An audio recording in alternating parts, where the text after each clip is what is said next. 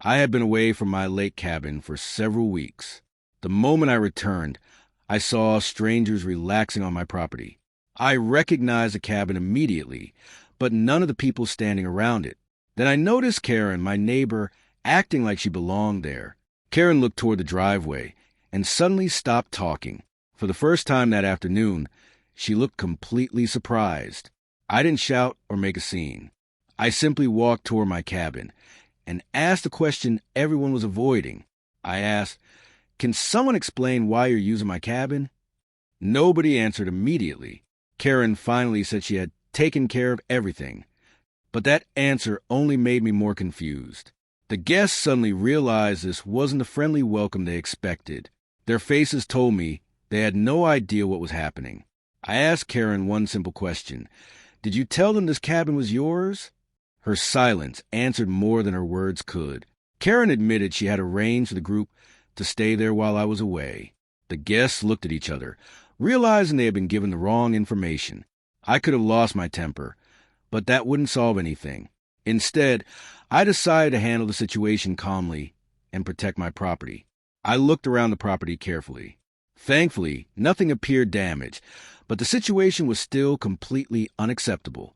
Karen tried to explain that she thought she was helping everyone, but I told her that helping doesn't mean making decisions about someone else's property. The guests apologized once they understood the situation. They weren't angry with me. They were embarrassed that they had been misled. I told everyone that I wanted the situation resolved peacefully. There was no reason for an argument to become something bigger. The guests began gathering their belongings. They understood that the cabin belonged to someone else and that their stay had to end. For a moment, I just stood beside the lake and took everything in. This place had always been my quiet escape. Karen finally seemed to understand how serious her decision had been. She stopped arguing and started listening.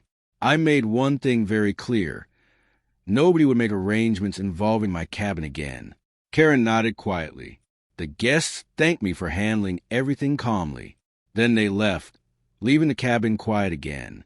When I finally stepped inside, the cabin felt like itself again, quiet, familiar, and completely peaceful. I walked around the property one more time. Everything important was still in place. The next morning, Karen came over to talk. This time, she wasn't trying to defend herself. Karen apologized and admitted that she had crossed a line. I accepted the apology, but I told her trust would take time to rebuild.